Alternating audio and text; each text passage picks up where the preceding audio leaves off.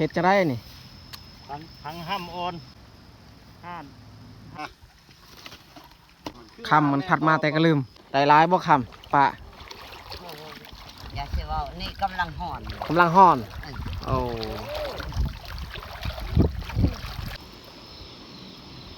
ออกหากินโอ้ถึงแล้วโอ้เธอลุม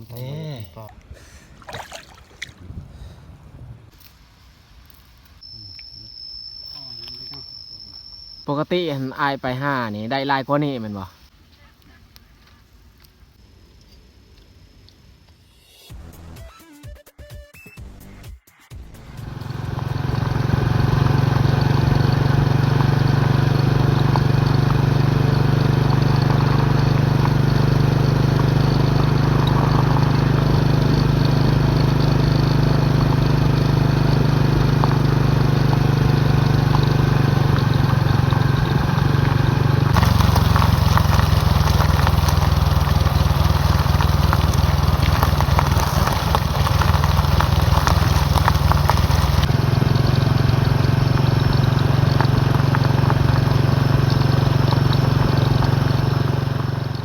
ทักทายสบายดีพ่อแม่พี่น้องเบิดสู่คู่สู่คน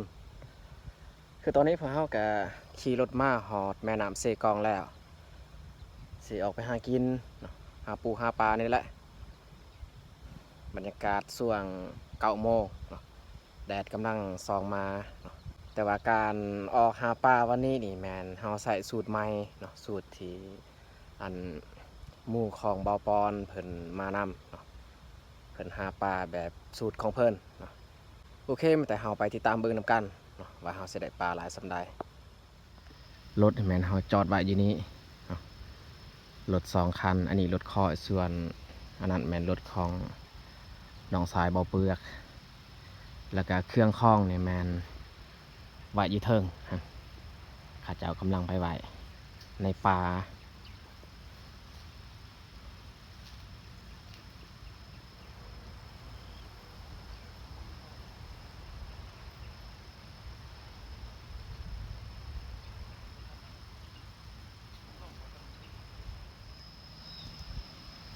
อุปกรณ์การหาปลาก็มีมองกับแห่นี่แหละมองกับแห่โอ้มีควายอีกครับ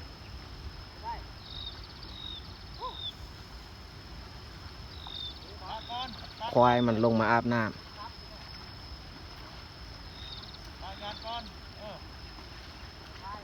ท้ายแล้วว่าจังหวะทับไว้มันฮอดท้ายบ่ได้เนาะ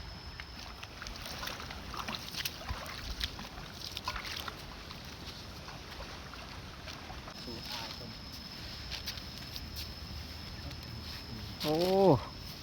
เฮ็ดจะได้นี่ทั้งห้ำออนโอ้ผสมดินทรายโอ้แล้วก็สูตรใหม่วิธีหาปลาแบบของเพิ่นสูตรไอ้บ่าวเซกองเอาบ่เคยได้หาปลาแบบนี้นี่เอาห้ำแล้วก็ผสมกับ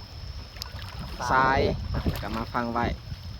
เพื่อปลามันจะมากินแล้วก็เอาแหมาบานใส่ปลาไว้ยีนี้ปลาไว้แล้วก็ไปใส่บอลไม้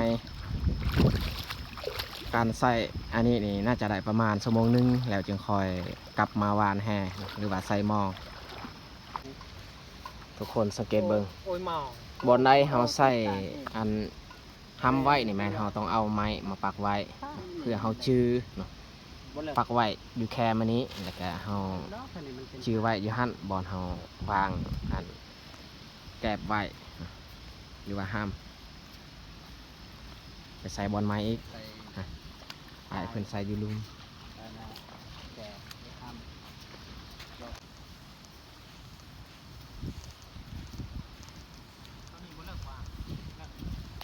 โอ้ทรายนี่ขนาดอยู่นี่ถ้าว่าเขาเอามุ่งไปสอนปลาเนี่ยคือสิได้ง่ายอยู่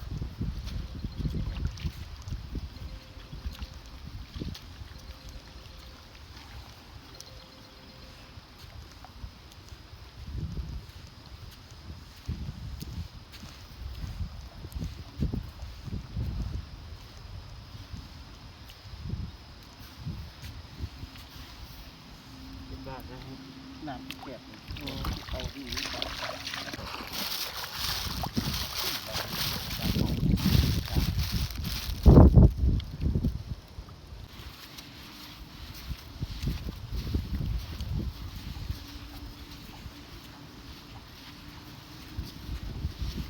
มองผู้ป่ะฮะมองผู้เนาะ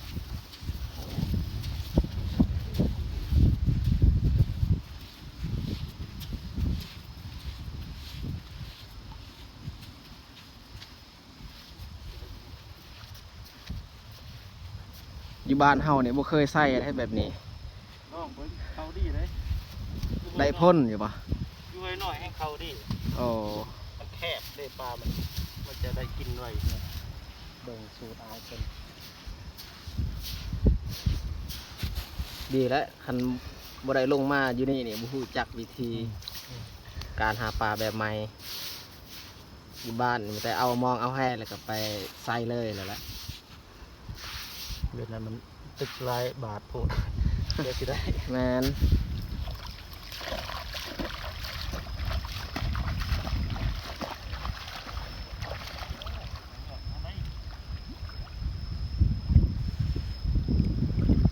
บอลเพิ่นสิว่างนี่ต้องเลยขวดทรายก่อนแล้วจึงมาวางไว้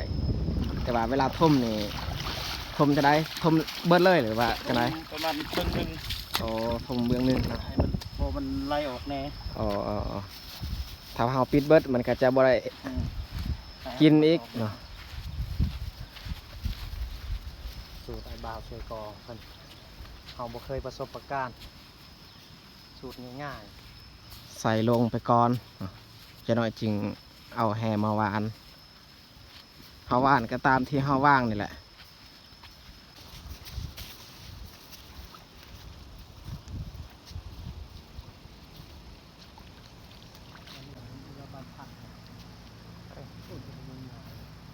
อันนั้นเด้ห่านตบไก่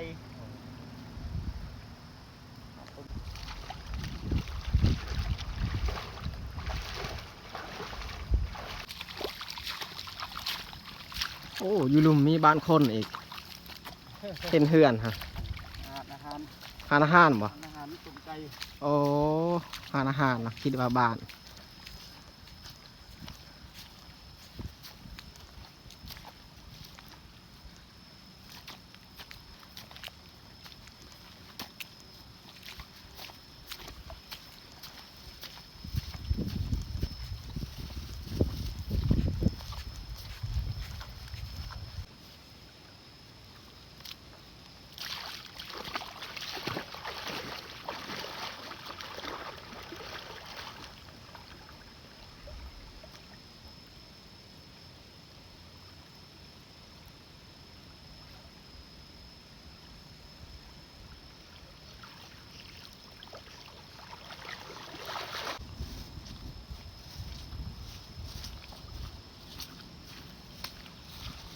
ขอบเขตที่เฮามาหาปลาวันนี้นี่ไกลพอสมควรเนาะเฮาขี่รถมาจากบ้านนี่ก็ไกลนะ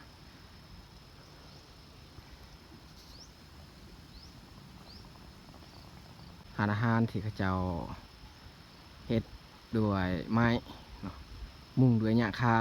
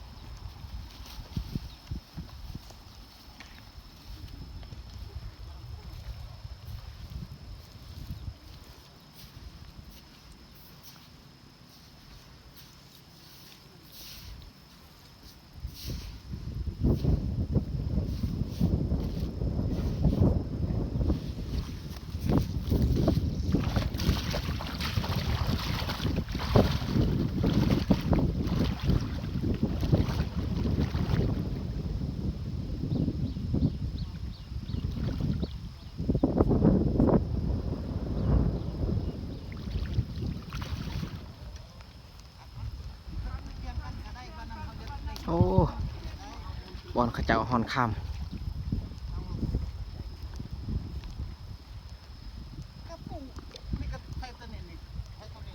วิธีฮอนค่ำของเขาเจ้านี่ต่างจากของเฮา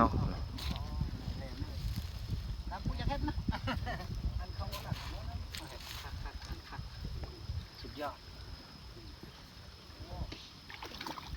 โอเคแล้วแบบนี้คันว่ามีคำลายเดินเองน่าจะได้อยู่ คันว่าจะได้เป็นหนึ่งให้มันยาวอยู่ก็เริ่มมันหลายได้แล้วนี่มันปัดไปก็เริ่มหลาย แต่ก็เริ่ม แต่ก็เริ่มแต่พุ่นแน่เท่านี้มันบ่มี โอ้คำมันพัดมาแต่ก็ลืม แม่บอเจาะไกลๆหวยเลยสบายบ บ่ อไกล มันกับน้ำมันกินตีน ๆกี่ตีนบ่ ว่าเพื่อมันหอดดินตัวนั้นหันมันเลิกช้ำนี่ลูกเลย โอ้ แทบเท่งมันนี่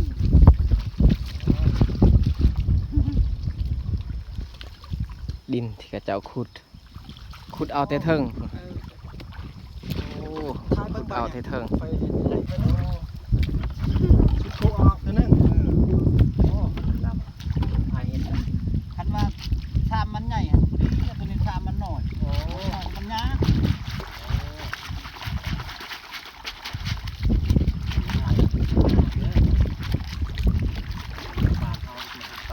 เขาจะมาให้ทุกคนรู้เลยจะมาให้มีลูกเฮ็ดคนเดียววันนั้นลูกเฮ็ดตั้งโอ้ยครึบเลยลูกเฮ็ดเลย เราจะชื่อหันประมาณ1 ล้านไปกับกุ้งค่าเลยก็เพิ่มข้ามทีมันกุ้งแล้วคอยตัวหนึ่งกับ7 ล้านไปก็มี3 ล้านก็มี4 ล้านก็มีคน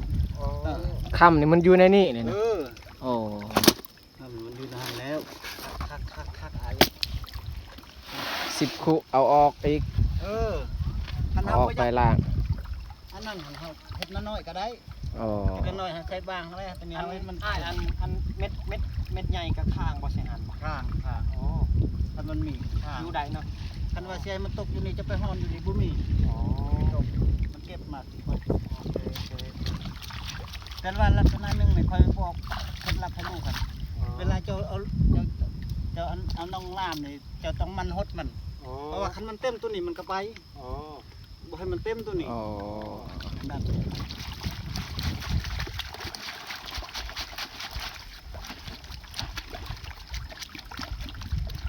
บ่คืออยู่บ้านเฮาเด้ใส่แต่บางอันนี้หอนค เขาว่ามันมี ำอยู่นี่นี่มันต่างจากอยู่บ้านเฮาอีก เอามันเป็นกับไทยคือ ตักดินแต่เทิง ตัวนี้คือเจ้าเฮ็ดแนวนี้นั่นจะเฮ็ด แม่เราตักแอร์ทรายไปเทิงมาไว้อยู่นี่แล้วก็ จะเป็นดินแนว จั นี้ กมันจะมีจักบ่อลูกเลย จะจอดกันนำจะคนใช้กัน อันนี้เนาะวิธีใส่เนาะอ่ะ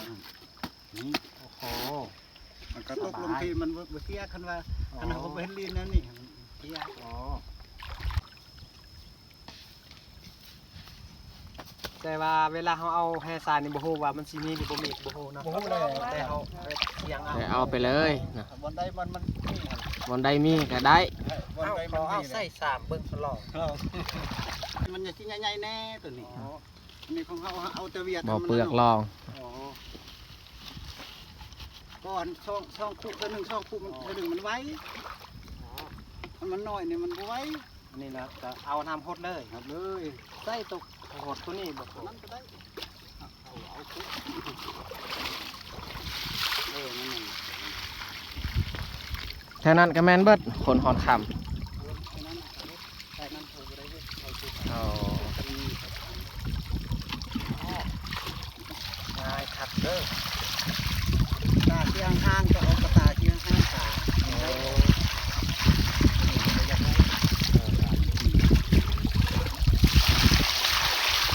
ให้เราช่วยอันมือหนึ่งเขาสั้นๆก็ได้บอลมันคอยเลยตายเป็นดาบมันบดหนังทำให้เพชรเป็นสายมันหาจะให้ทั้งส่วนเลย เบิดเลยเนาะ มัด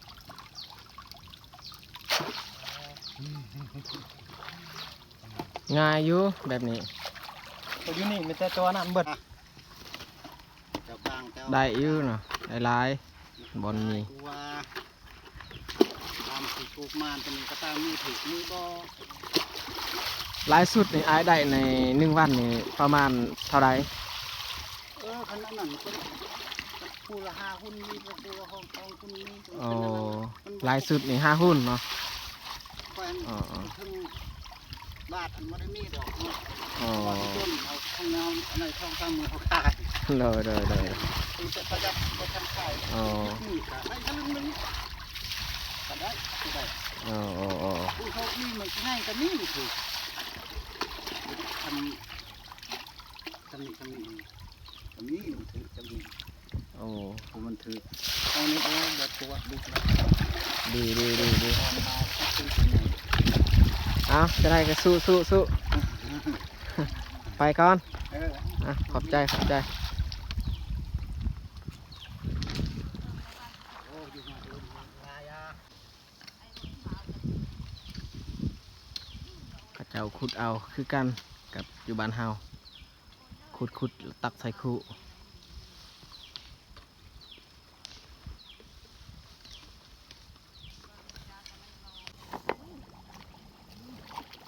บางคนก็หอนคำแบบอยู่บ้านเฮา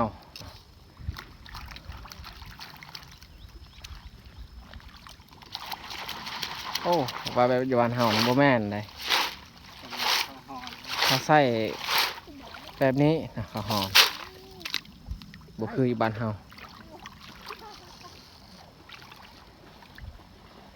ได้ร้ายบ่คำปะ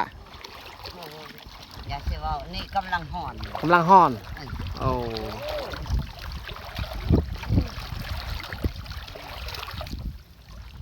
6 8เลย แต่ชวนมันนี่เหรอ ออกไปหากิน ไปหาปูหาปลานี่แหละ งามบ่มันจริง ก็บ่ค่อยปลูกหลายปานใดปลูกน้อยเดียวเพราะว่าราคามันลดลง บ่ค่อยบ่งามมันแต่หญ้ามันตึงเต็มเลยบ่ได้ขึ้นเสียนี่หญ้าจรวดเต็ม เอา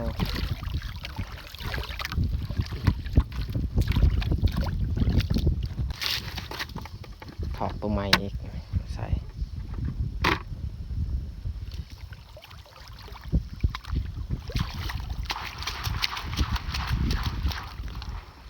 อันนี้มีแห่แล้วนั่นอันตึกฟ้าได้อะ หอนแบบนี้บนนักปันได บ่เห็นคือว่ามันถึก นี่อยู่บ่ย่าย ฮะถึกฟ้าอันนี้ค่อยว่า อ๋อน้ำ เอามารุ่นสีเพิ่นหอนอันนี้ว่าสิได้คำหรือบ่ บ่เห็นมีสั่งจนหมดแต่หมดเลย บ่เห็นนี่ลิ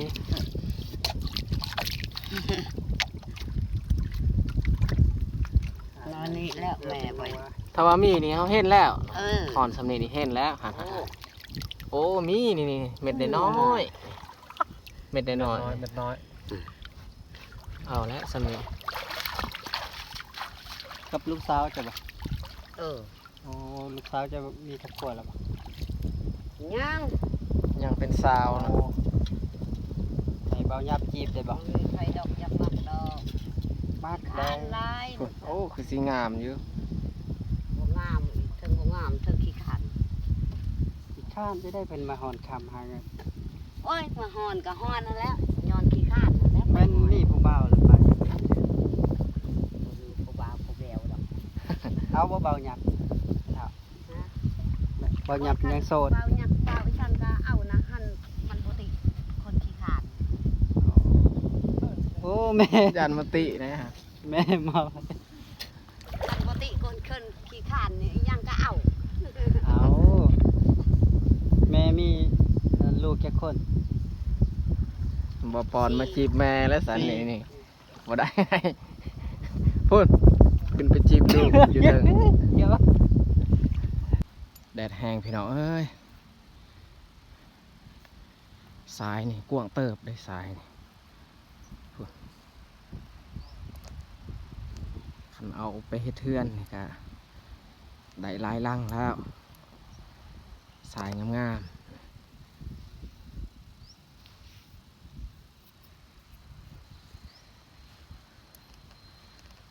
ถากันกลับไปหาบอลเฮาไว้เครื่องเมื่อกี้เพราะว่าเฮาใส่เหงื่อกันแล้ว หรือว่าห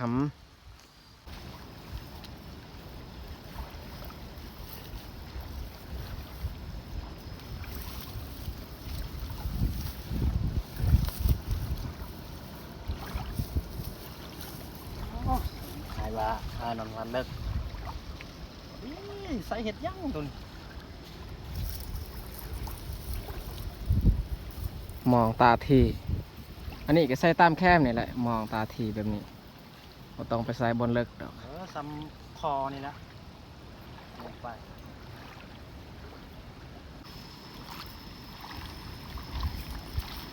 ให้บ่เปลือกนี่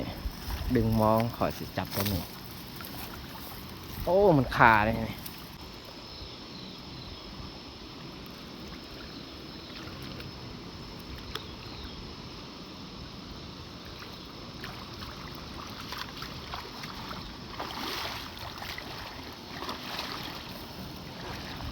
โอ้เบื้องนั้นมีตาดอีก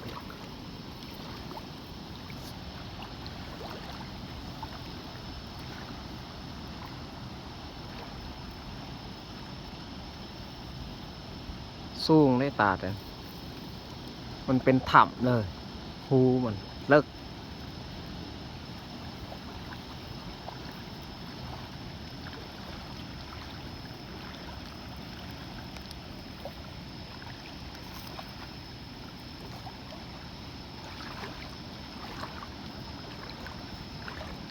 มองแบบนี้นี่ครับเห็นง่ายอยู่เพราะว่าอันโพรมอันนี้มันพูขึ้น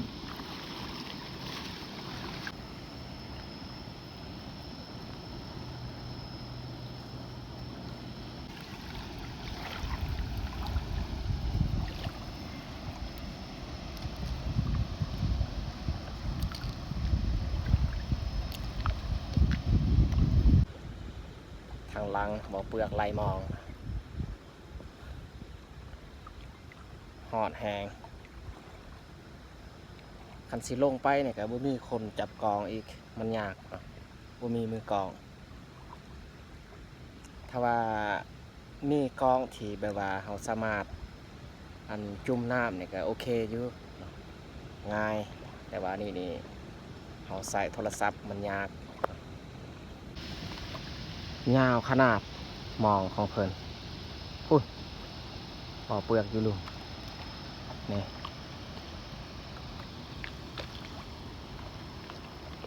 บอนมัดไว้บอนต้นไม้ฮั่น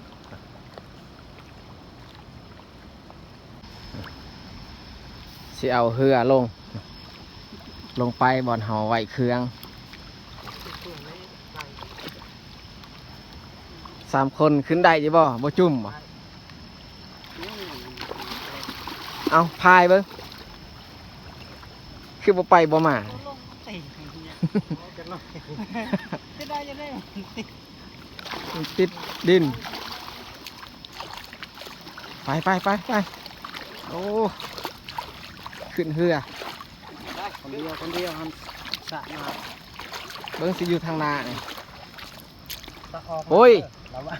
ระวังจุ่มได้เนี่ยนี่ พอดีไปเลิกได้ อย่าพายเขาเลิกได้นี่อันตรายได้ บ่เข้า มาพักผ่อนในห้วยในห้องแบบนี้แหละ นี่แหละ ออกหากิน ระวังน้ำนี่เพื่อ กันจมน้ำนี่อันตรายแล้วนี่ ว่านี่จุ่มออกไปบ่ น่าจะบ่เลิกปานใดมันกว้างแต่ว่ามันบ่เลิก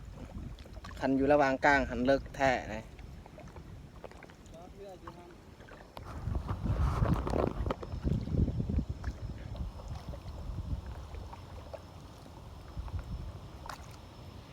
จอดไว้อยู่นี่แหละ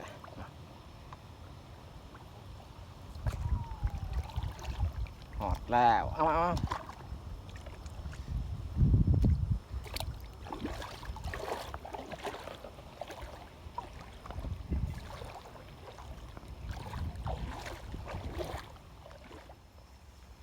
หลังจากที่พวกเฮาได้ไปวางไว้หำแล้วก็กางมองไว้พวกเฮาก็มาพักอยู่นี้เนาะ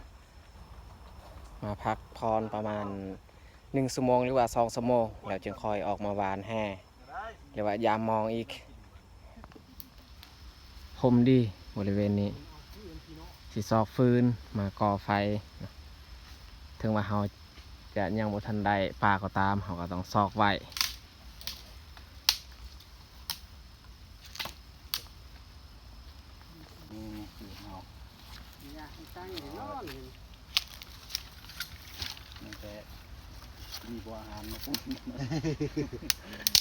รอท่าแต่วานแห่กับยามมอง มีก็เอาสะกวนแหละ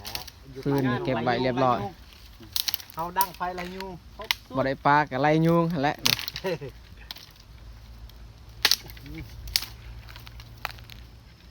พวกเฮาก็สิเริ่มออกไปวานแห่แล้วตึกแห่ให้อายเพิ่นวานแห่บ่าวเซกอง ไปมาดูโพ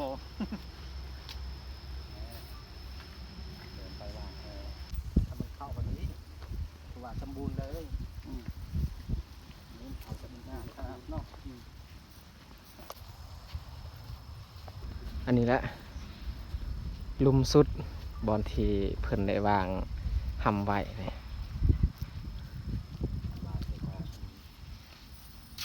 วานครั้งแรกสิเบิ่งว่ามันมานหรือบ่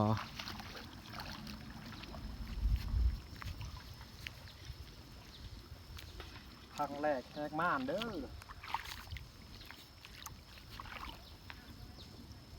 ว่าวันนี้มีคนตองมีคนตั้งหนักนะยาป่ามันสิบอกเขา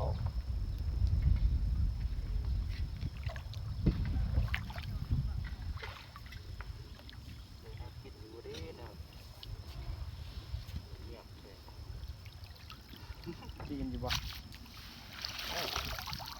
มีเขาด้วย บ่เห็น เพราะว่าคนเท่านี้มันลาย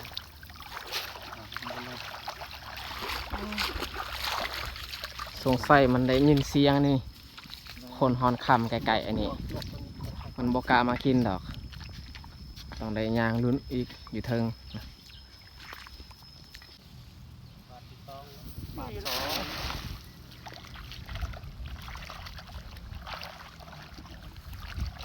นี่เดี๋ยวบ่มีบ่เป็นหยัง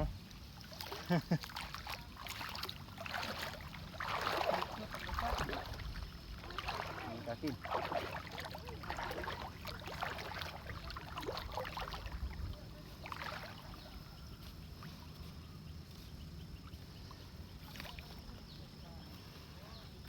เอ้ยถึกแล้วตัวหนึ่ง ยูถึกแล้วถึกแล้ว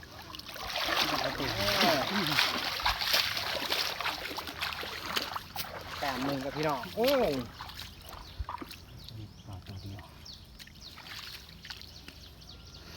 ช่องแปดโอ้โหมีเถิง 2 โตว โอ้โหได้ฝนนี่อ่ะโอ้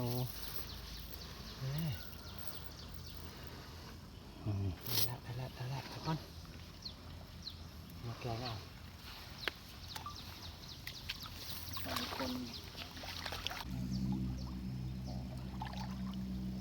โอ้ถึกแล้วถึกแล้ว พี่น้องเอ้ยโอ้มาจะได้ยี่สิบที่โต5 โตคนโอ้โหแล้วเขาคือโอ้เธอลุมทำอะไรกลางเธอลุมนี่ แถวลุ่มหัน โอ้ยังไงอยู่ มัน ที่นั่น มีเสียงคนฮอนค มันบอกคอยถือนี่ถือแล้วนี่ช่วงนี้ก็มาเบิดนี่สันเอาอยู่ในเมืองซัมนี้ตาซัมนี้ก็เอาแล้ว คนมันหลายแต่ซัมนี้ได้ดีใจแล้วนี่นะครับนี่ไงอาจจะได้ยังจะจุดแล้วขอเป็น ำ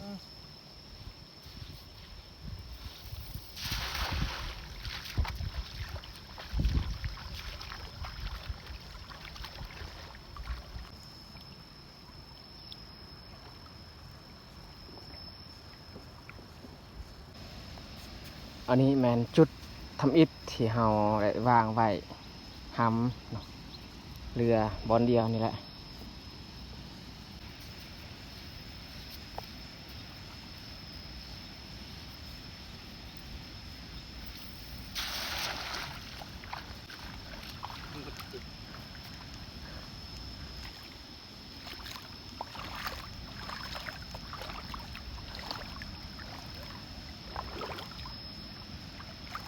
มาลุ้น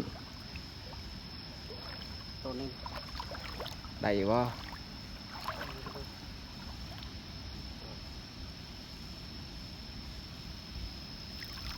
ตัวนี้ตัวเดียว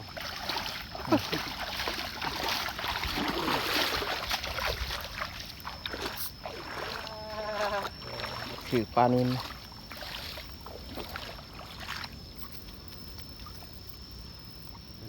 มันตื่นโพอะ โบตั้งปลาบเขานะแต่เทือกก็ประมาณนี้เลย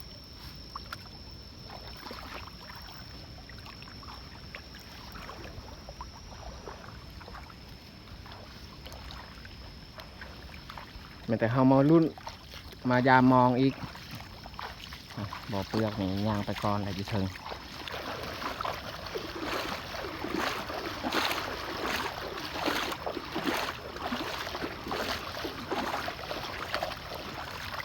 งามงาม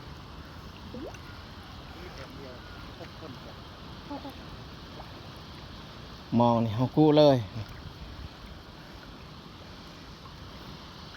โอ้น้ำใหญ่ครับบ่มีปลาใหญ่โอ้ปลาน้อยก็ยังบ่มีน้อมเลยมาบ้านเฮานี่เบิ่งมองกันนี่ติดเลย คันอยู่บ้านเฮานี่ติดแน่นอน นี่โอ้ ถือจักโตแหละบ่ปอน ยตัวเดียว ตัวเดียว บ่พบคนก็ ปลาย้อนปลาน้ำเสนี่โอ้ต้องบ่ถือกิเลน้ำเสนี่เสกองบ่มามีเลยวะบ่ได้เดือไปเบิดมือจะมาเบิ่งผลงานสิได้จักโตเนาะมองผู้ได้นี่ บ่ถือขนาดว่าตามองนี่ที่ ให้ตั้งเกียรตินี่คือ บ่อเปลือกกู้มาแต่เทิง เล็กวัน บ่อเปลือกถือจ้ะบ่ บ่นะ บ่ถือ เบิ่ง ข้างนั้นก็บ่ถือ ถือพอโตขนามทบ้านเฮานี่แน่นอนหมอน นาน บ้านเฮานี่ถือแน่นอน เย็นดีเนาะแช่น้ำอากาศฮอดแช่น้ำเย็นดี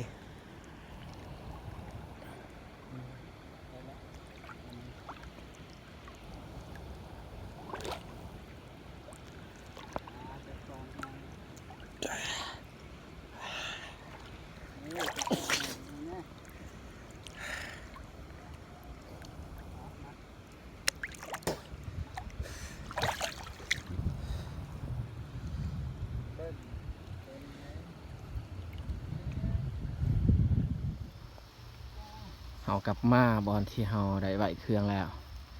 มาเบิ่งผลงาน มีเกาะ ว่าเฮาจะได้เท่าใด หนาม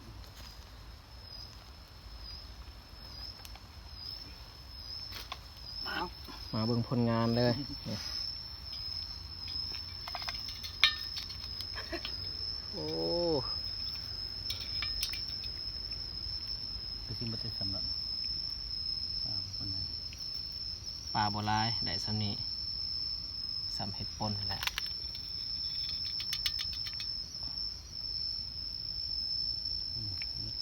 อ๋อนี่ก็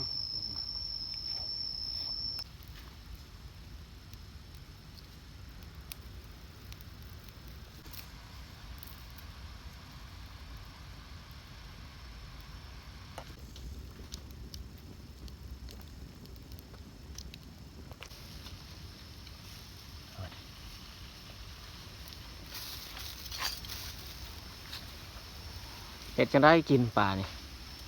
ก็สิอบมันปุมัน โอ้โอ้ เอากระแซบ ปลาน้อยถ้ากินสิมือเพิ่นห้ากับเพิ่นนั่นแหละทุกอย่างมาแต่แห่เพิ่นเพิ่นเป็นเจ้าภาพ มื้อนี้ ปกติเห็นอายไปห้านี่ได้หลายกว่านี้แมันบ่ ได้หลายกว่านี้แหล้วจนเรือผู้ใดกิน โอ้แสดงว่าเพื่อเฮามาและบ่มานี่ ไปกับบ่ป่นเลย โอ้ กินเรือตัวนี้คือแม่นมันเป็นน้ำๆแห่งลายพุแม่น โอ้ น้ำลายแน่น้ำฝนลง ถ้าว่าน้ำบกตามปกติน่าจะได้อยู่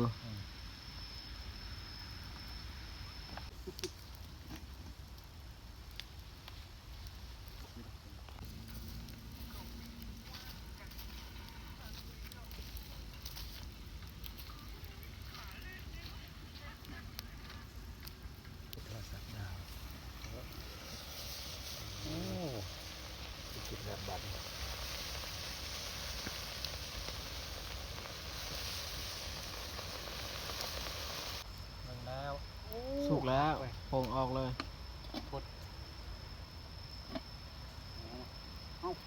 แล้ว ว่าตักคัก เห็นบ่ บ่เต็มบ่โอ้อาหารสดๆเลยสดน้ำเด้อ มาบานนี้ ได้สำใดก็กินสำนั้น เข้า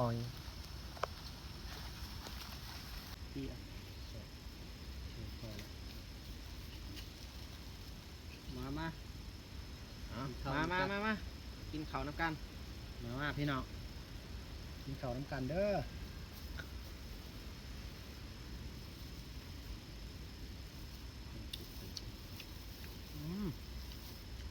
แซ่บ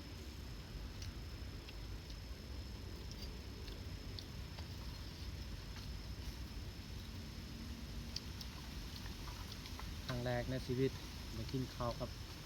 ไอ้บ่าวเซกอง อันนี้ก็คือกันเด้อคันนี้หากบ่พอกัน แซ่บกินมือเพิ่น ก็เห็นแต่คนใน YouTube ทาง YouTube มีมาพอตัวกิน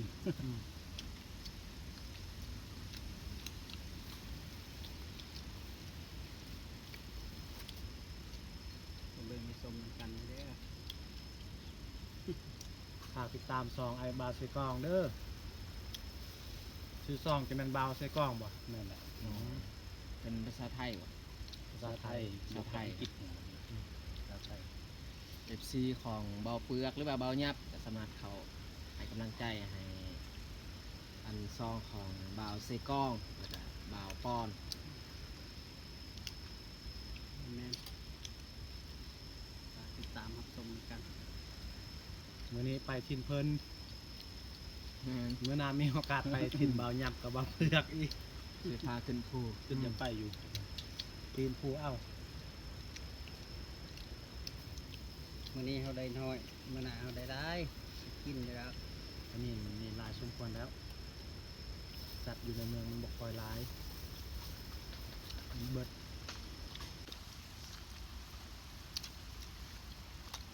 ปลาบูมันไปกินอัน เรา นั้น ปวดนะเอาคลิปแถวในเมืองใหญ่มาฝากทายมั่วเลย เขาบ่เบิ่ง ก็มาเบิ้งบนยักเบิ้งซีมืออาย ครับแต่พี่น้องเอ้ยมาเด้อกินข้าวนำกันนะทีมงานเฮา4 คน ไอ้คนซื้อขนมมาตอนไอ้บาวซื้อกองเลยซื้อขนมให้กิน ครั้งแรกที่ได้ไปน้ำเพลิน ยอด